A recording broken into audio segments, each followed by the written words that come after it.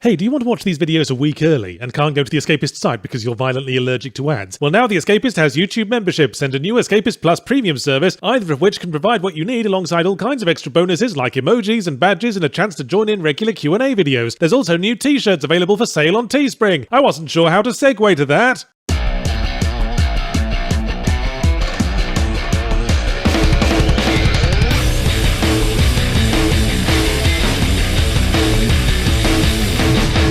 I know most people come here for knob gags or because you refuse to believe I'm actually still doing this every week, but for those of you coming for purchasing advice, be apprised of two things before you buy Final Fantasy VII Remake. Firstly, if you go in the shop and make the "ooh, this Final Fantasy's going on an awfully long time" joke, then I think the staff are now legally permitted to push you down a fire escape. And secondly, if you saw the title Final Fantasy VII Remake, and from the words Final Fantasy VII and Remake are now expecting a remake of the game Final Fantasy VII, then you might be disappointed. Final Fantasy VII Remake ends at the bit where you leave the first city, or about 1/3 of the way through the first disc of the original PS1 game. Although it takes about 40 more hours to get there because it's padded like an A cup on school picture day, so there's been some contention over whether this is false advertising or a new take on the subject matter with better character exploration. I think a lot of this could have been cleared up if they'd titled the game Final Fantasy VII Remake Episode 1, but maybe they didn't want to commit. I mean, at the rate they're going, by the time they get to the last episode, it'll probably get pushed back by the heat death of the universe. I hope they are doing more episodes because the plot as it stands is painfully unresolved. The bulk of what we get might as well be retitled Cloud Strife versus the Manic Pixie Dream Girls.